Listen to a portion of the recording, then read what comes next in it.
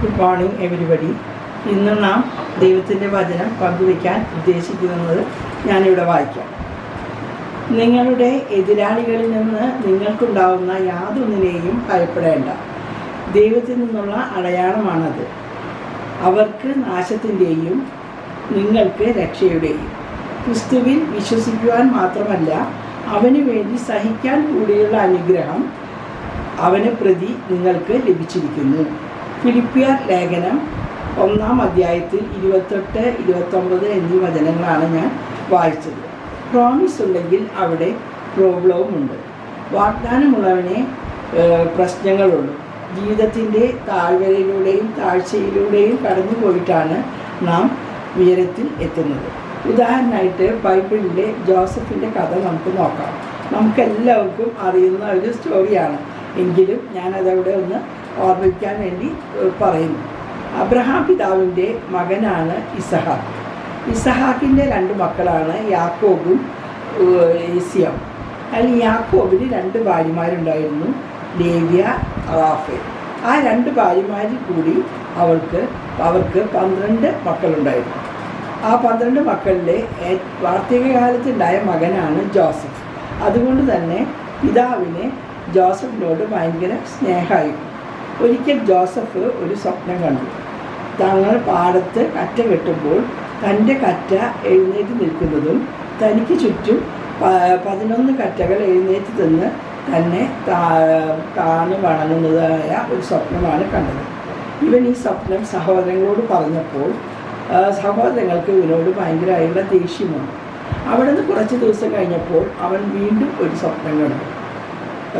ആകാശത്ത് സൂര്യനും ചന്ദ്രനും 11 നക്ഷത്രങ്ങളും അവനെ താണു വണങ്ങി നമസ്കരിക്കുന്നു എന്ന് ഒരു സ്വപ്നമാണ് അവൻ കണ്ടത്. ഇത് കേട്ടപ്പോൾ പിതാവായ യാക്കോബിന് ദേഷ്യം വരികയും അദ്ദേഹം ചോദിച്ചു, ഞാനും നിൻ്റെ അമ്മയും നിൻ്റെ 11 സഹോദരങ്ങളും നിന്നെ താണു വണങ്ങുമെന്നാണോ നീ പറയുന്നത് എന്ന്. ഇങ്ങനെ ചോദിച്ചെങ്കിലും കൂടി പിതാവ് ആ സ്വപ്നം ഹൃദയത്തിൽ സംഗ്രഹിച്ചു. ഒരു ദിവസം സഹോദരങ്ങളെല്ലാം കൂടി ആടിനെ മേയ്ക്കാൻ വേണ്ടി പോയി. അപ്പോൾ ഉച്ചയായപ്പോൾ യാക്കോബ് പറഞ്ഞു ജോസഫിനോട്, നീ പോയി അവർക്ക് ഭക്ഷണം കൊണ്ടുകൊടുക്കുക. അങ്ങനെ ജോസഫ് ഭക്ഷണവുമായി സഹോദരങ്ങളെ അന്വേഷിച്ച് പുറപ്പെട്ടു. വളരെ ദൂരെ വെച്ച് തന്നെ സഹോദരങ്ങൾ ജോസഫിനെ കണ്ടു. അവർ പറഞ്ഞു, ഇതാ വരുന്നു നമ്മുടെ സ്വപ്നക്കാരൻ, ഇവനെ പിടിച്ച് നമുക്ക് കൊന്ന് മൃഗങ്ങൾക്ക് ഇട്ടുകൊടുക്കാമെന്ന്. അപ്പോൾ മൂത്ത സഹോദരനായ റൂബേൻ പറഞ്ഞു, വേണ്ട, സഹോദരൻ്റെ രക്തം നമ്മുടെ കയ്യിനെ നശിപ്പിക്കാൻ സാധിക്കില്ല, നമുക്ക് അവനെ പിടിച്ച് ഈ പൊട്ടക്കിണറിൽ ഇടാമെന്ന്. അങ്ങനെ സഹോദരങ്ങൾ അവനെ പിടിച്ച് പൊട്ടക്കിണറ്റിൽ ഇട്ടു. അവിടെ കിടന്ന് ജോസഫ് അലറി വിളിച്ചു. ആ നേരത്ത് ഈജിപ്തിലേക്ക് കച്ചവടത്തിന് വേണ്ടി ഒരു കൂട്ടം ആളുകൾ പോകുന്നത് കണ്ടു. അപ്പോൾ ഇവർ ജോസഫിനെ കിണറ്റിൽ നിന്ന് വലിച്ചെടുത്ത് ഈജിപ്തിലെ കച്ചവടക്കാർക്ക് വിറ്റു. അങ്ങനെ ജോസഫ് ഈജിപ്തിലെത്തി. അവിടെ ഫറവോൻ രാജാവിൻ്റെ ഉദ്യോഗസ്ഥനായ പോത്തിഫറിന് അടിമയായി ജോസഫിനെ അവർ വിറ്റു. ആ വീട്ടിലിവൻ കഴിയുന്ന സമയത്ത് ആ ഉദ്യോഗസ്ഥന് എല്ലാം കൊണ്ടും വളരെ ഉന്നമനം ഉണ്ടാവാൻ തുടങ്ങി. അപ്പോൾ അദ്ദേഹത്തിന് മനസ്സിലായി, ജോസഫിൻ്റെ കൂടെ ദൈവത്തിൻ്റെ ആത്മാവുണ്ട്, അതിനാലാണ് അവൻ ചെല്ലുന്നിടത്തൊക്കെ അനുഗ്രഹങ്ങൾ ഉണ്ടാവുന്നതെന്ന്. അതുകൊണ്ട് തന്നെ സകല അധികാരങ്ങളും ജോസഫിന് ആ ഉദ്യോഗസ്ഥൻ വിട്ടുകൊടുത്തു. ഒരു ദിവസം പോത്തിഫർ വീട്ടിലില്ലാത്തപ്പോൾ അവൻ്റെ ഭാര്യ ഇവനെ ചീത്ത കാര്യത്തിന് വേണ്ടി നിർബന്ധിച്ചു. അവളുടെ കൂടെ ശയിക്കാൻ വേണ്ടിയാണ് നിർബന്ധിച്ചത്. അപ്പോൾ അവൻ പറഞ്ഞു, ഇല്ല, ഞാൻ ദൈവത്തിൻ്റെ കൽപ്പന ഒരിക്കലും തെറ്റിക്കില്ല, മാത്രമല്ല പോത്തിഫർ എന്നെ വിശ്വസിച്ചാണ് വിട്ടുപോയിട്ടുള്ളത് എന്ന് പറഞ്ഞ് ഇവർ പുറത്തേക്ക് ഓടി. അപ്പോൾ അവളുടെ കയ്യിൽ അവൻ്റെ പുറകുപ്പായം പെട്ടു. ഭർത്താവ് വന്നപ്പോൾ അവൾ പറഞ്ഞു, നീ കൊടുതായ എബ്രഹാം എന്നെ നശിപ്പിക്കാൻ ശ്രമിച്ചു, ഇങ്ങനത്തെ വൃത്തികെട്ട മനുഷ്യനെയാണോ നീ ഇവിടെ താമസിപ്പിക്കുന്നത് എന്ന് ചോദിച്ച് അവനുമായി വഴക്കിട്ടു. ഉടനെ ആ ഉദ്യോഗസ്ഥൻ അവനെ പിടിച്ച് രാജാവിൻ്റെ ജയിലറയിൽ കൊണ്ടുപോയിട്ടു. അവിടെ അവൻ കിടന്നുകൊണ്ടിരിക്കുമ്പോൾ രാജാവിൻ്റെ 2 ഭൃത്യന്മാരെ ജയിലിൽ കൊടുന്ന് അടച്ചു. ഒന്ന് രാജാവിന് വീഞ്ഞ് പകർന്നു കൊടുക്കുന്ന ഭൃത്യനും ഒന്ന് അവിടുത്തെ ഭക്ഷണം പാചകം ചെയ്യുന്ന ഭൃത്യനുമാണ് വന്നത്. ഒരു ദിവസം അവർ എഴുന്നേറ്റപ്പോൾ അവർ വളരെയധികം അപ്സെറ്റായിട്ട് കണ്ടു. അപ്പോൾ ജോസഫ് അവരോട് ചോദിക്കുകയാണ്, എന്താണ് നിങ്ങളുടെ പ്രശ്നമെന്ന്. അപ്പോൾ ഒരാൾ വീഞ്ഞ് കൊടുക്കുന്ന ആൾ പറഞ്ഞു, ഞാൻ ഇന്ന് ഒരു സ്വപ്നം കണ്ടു, ഒരു മുന്തിരിവള്ളി, അതിന് 3 ശാഖ, അത് പെട്ടെന്ന് പൂക്കുകയും തളിർക്കുകയും നിറയെ മുന്തിരിപ്പഴങ്ങൾ ഉണ്ടാവുകയും ചെയ്തു. ഞാൻ ആ മുന്തിരിപ്പഴങ്ങളെല്ലാം പറിച്ച് അതിന്ന് വീഞ്ഞുണ്ടാക്കി രാജാവിന് കൊടുക്കുന്നതായിട്ടാണ് ഞാൻ സ്വപ്നം കണ്ടത്. അപ്പോൾ ജോസഫ് പറഞ്ഞു, ഞാൻ അതിൻ്റെ അർത്ഥം വ്യാഖ്യാനിച്ച് തരാം. 3 ദിവസം കഴിഞ്ഞാൽ നിന്നെ കൊട്ടാരത്തിലേക്ക് വിളിപ്പിക്കും. അവിടെ ചെന്ന് കഴിഞ്ഞാൽ എനിക്ക് എൻ്റെ ആദ്യത്തെ ജോലി തന്നെ തിരിച്ചു കിട്ടും. രാജാവിന് വീഞ്ഞ് പകർന്നു കൊടുക്കുന്ന ജോലിയിൽ നിന്നെ പ്രവേശിപ്പിക്കുമെന്ന് പറഞ്ഞു. ഇത് കേട്ടപ്പോൾ അടുത്ത ഭൃത്യൻ പറഞ്ഞു, ഞാനും ഒരു സ്വപ്നം കണ്ടു, 3 കൊട്ട നിറയെ അപ്പങ്ങൾ, അതിന് മുകളിലത്തെ കൊട്ടയിലെ അപ്പം ഓരോന്നായിട്ട് പക്ഷികൾ എടുത്തുകൊണ്ട് പോകുന്നതാണ് ഞാൻ കണ്ടത് എന്ന്. അപ്പോൾ ജോസഫ് പറഞ്ഞു, ഇതുപോലെ തന്നെ 3 ദിവസം കഴിഞ്ഞാൽ രാജാവിൻ്റെ പിറന്നാളാണ്, അന്ന് നിന്നെ കൊട്ടാരത്തിലേക്ക് വരുത്തും. അവിടെ വെച്ച് രാജാവ് നിന്നെ വിധിക്കും, നിന്നെ തൂക്കിലേറ്റും.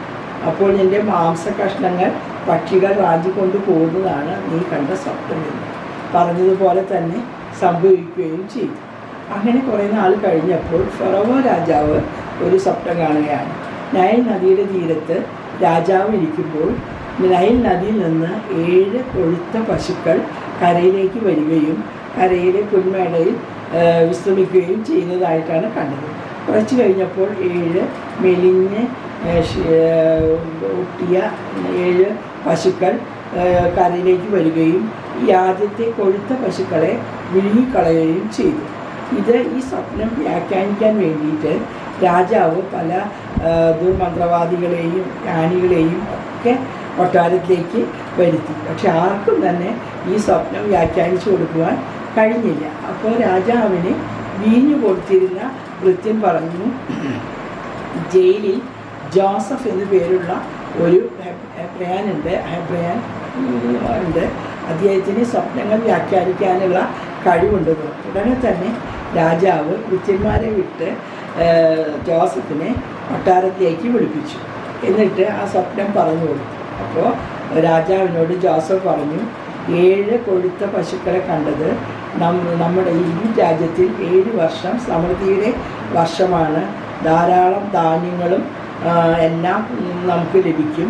അത് കഴിഞ്ഞാൽ 7 വർഷം പട്ടിണിയുടെ കാലമാണ്. അന്ന് ദാരിദ്ര്യത്തിലേക്ക് താണു പോകും ഈ രാജ്യം. ഇതാണ് നിങ്ങൾ കണ്ട സ്വപ്നത്തിൻ്റെ വ്യാഖ്യാനം.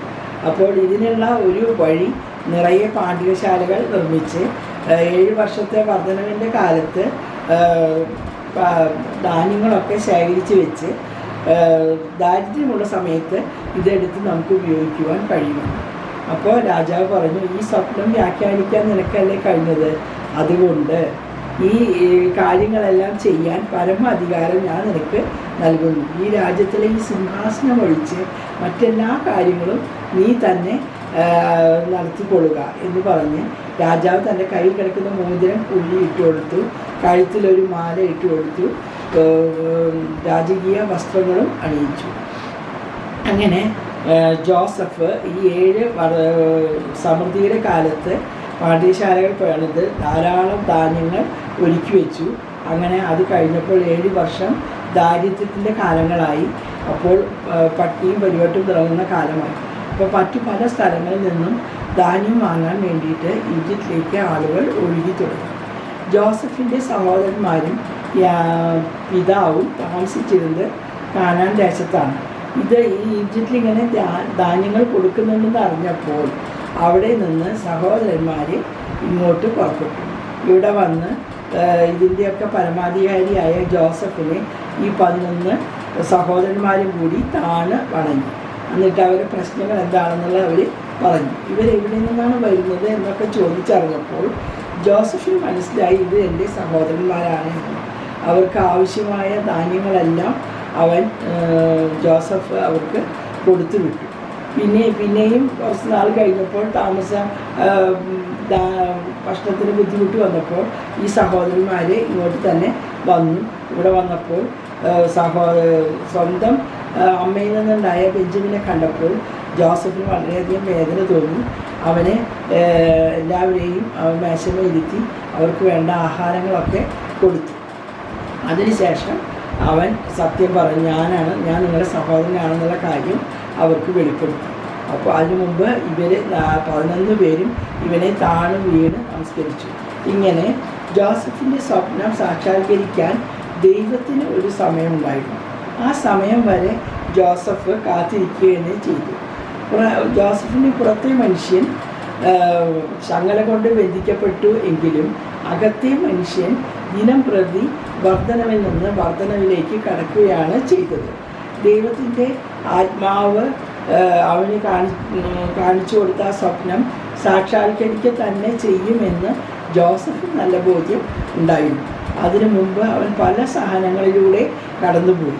അവൻ പൊട്ടക്കിണറിലേക്ക് എറിയപ്പെട്ടു, ഈജിപ്തിലെ കച്ചവടക്കാർക്ക് അവന് വിൽക്കപ്പെട്ടു, അവിടെ പോത്തിഫോറിൻ്റെ അടിമയായി ജീവിക്കേണ്ടി വന്നു. അവിടെ നിന്ന് അവന് പല അപവാദങ്ങളും അവന് കേൾക്കേണ്ടതായിട്ട് വന്നു. പിന്നീട് അവനെ അവിടെ കാരാഗ്രഹത്തിൽ അടയ്ക്കുകയും ചെയ്തു. ഇതെല്ലാ സഹനങ്ങളും അവൻ അനുഭവിച്ചതിന് ശേഷം ദൈവം കൊടുത്ത ആ സ്വപ്നം അവിടെ സാക്ഷാത്കരിക്കുകയാണ് ചെയ്തത്. അപ്പോൾ നമ്മുടെ ജീവിതത്തിൽ ആരെങ്കിലും നമ്മളെ ഓർക്കണമെന്നുണ്ടെങ്കിൽ ഓർക്കത്തക്കതായ മുറിവ് നമ്മുടെ ജീവിതത്തിൽ നമുക്ക് ഉണ്ടാകണം. നിങ്ങളുടെ വീട്ടിലെ ക്രിസ്തുവാണ് നിങ്ങൾ.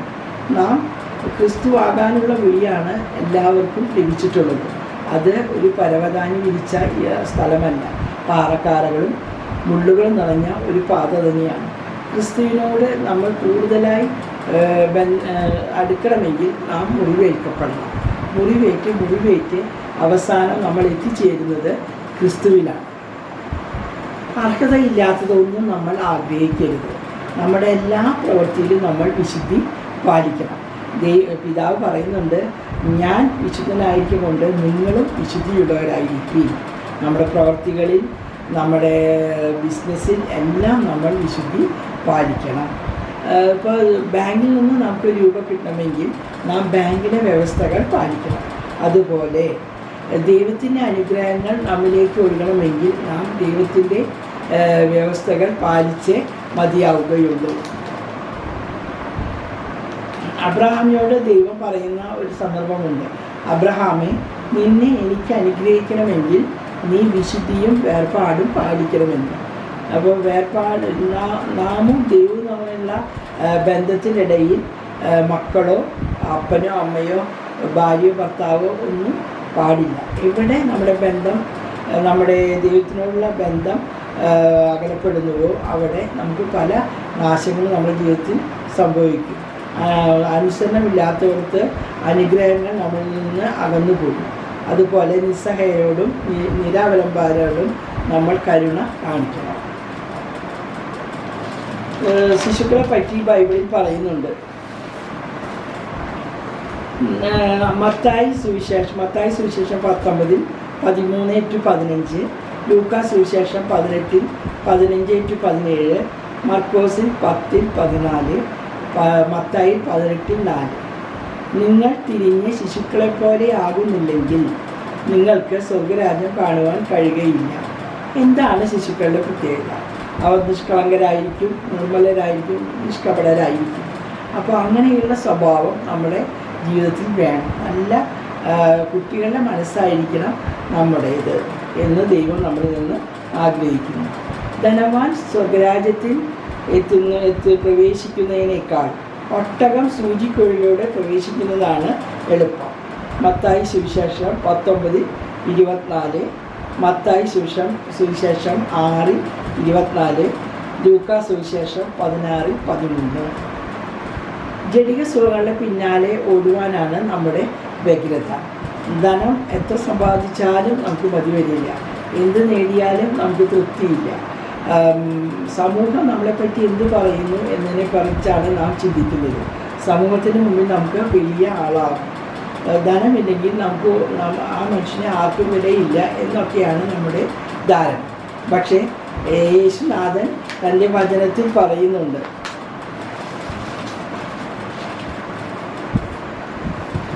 യേശുനാഥൻ നമ്മളുടെ ഈ സ്വഭാവത്തെക്കുറിച്ച് വചനത്തിൽ പറയുന്നുണ്ട്.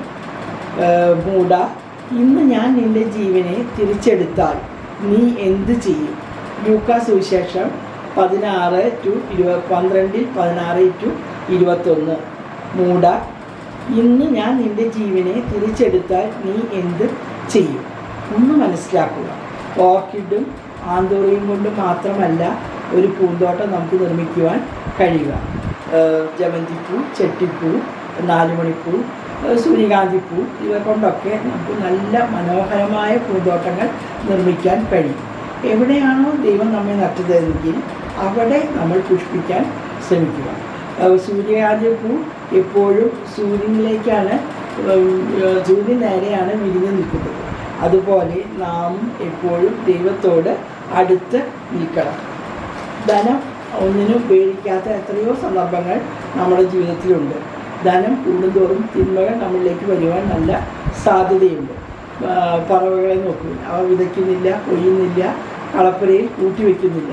എങ്കിലും ദൈവം അവയ്ക്ക് വേണ്ടതെല്ലാം നൽകി അവരെ പോഷിപ്പിക്കുന്നു. നാം ഭൂമിയിലേക്ക് വരുമ്പോൾ ഒന്നും കൊണ്ടുവന്നിട്ടില്ല. തിരിച്ചു മടങ്ങുമ്പോൾ നാം ഒന്നും കൊണ്ടുപോകുന്നില്ല. നമ്മൾ വെറും കൈയോടെയാണ് യാത്ര തുടങ്ങുന്നത്. പണം കൊടുത്ത് വാങ്ങാൻ കഴിയാത്ത പലതും ഇന്ന് ലോകത്തുണ്ട്.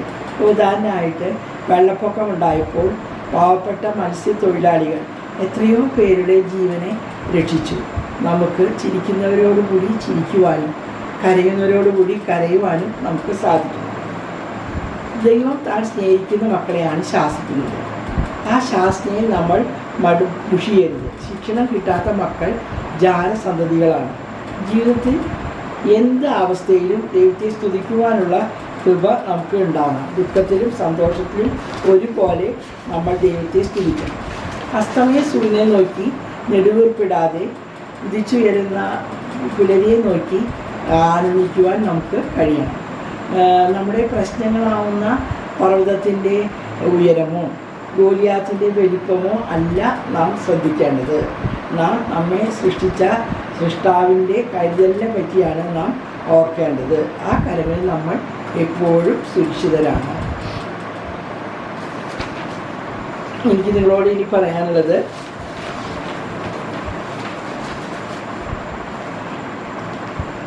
മരച്ചുവട്ടിൽ കാറ്റേറ്റ് മയങ്ങുന്ന ഒരു മനുഷ്യൻ അവൻ അനുഭവിക്കുന്ന മനഃശാന്തിയും മനോസന്തോഷവും ഒരു പരീക്ഷണശാലയിൽ നിന്നും അത് ഉത്ഭവിപ്പിക്കാൻ സാധിക്കുകയില്ല. ആത്മാവിനെ തൊട്ടുണർത്തുന്ന സംഗീതമാണ് നമ്മൾ പ്രകൃതിയുടെ സംഗീതം.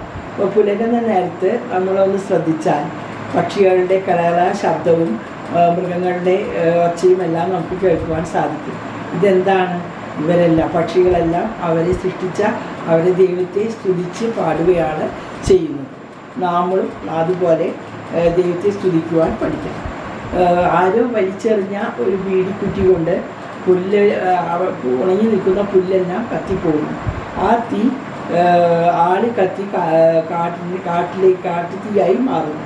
അപ്പോൾ ഒരു കുരുവി തൻ്റെ പറക്കമുറ്റാത്ത കുഞ്ഞുങ്ങളുമായി ഒരു മരക്കൊമ്പിൽ അവയെല്ലാം തൻ്റെ മാറോട് ചേർത്ത് പിടിച്ച് പാട്ട് പാടിക്കൊണ്ടിരിക്കുകയാണ്. അപ്പോൾ അമ്മ കുരുവിക്കറിയാം ഈ തീ ആളി കത്തി തങ്ങളുടെ ജീവൻ അപഹരിക്കുമെന്ന്. കുഞ്ഞുങ്ങളോട് അമ്മ കുരുവി അത് വെളിപ്പെടുത്തുന്നില്ല. കുറേ കഴിഞ്ഞപ്പോൾ അവരിയ്ക്കുന്ന ആ മരത്തിൻ്റെ മുകളിലേക്കും തീ ആളി പടർന്നു.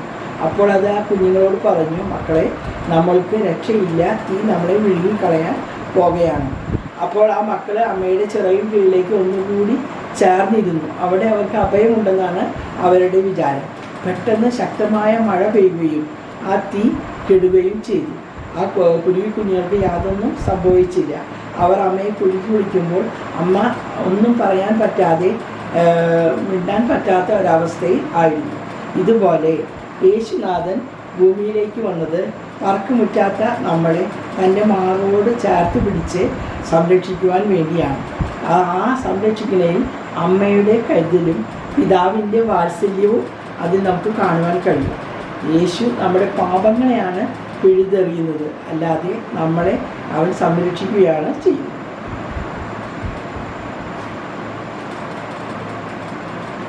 നമ്മുടെ വേദനിക്കുന്ന നിലകളിലേക്ക് നമ്മൾ നോക്കാതെ നാളെ നല്ലൊരു ദിവസങ്ങൾക്ക് വേണ്ടി നമുക്ക് കാത്തിരിക്കാം. നമ്മുടെ സഹോദരങ്ങളുടെ കാവൽക്കാരാണ് നമ്മൾ.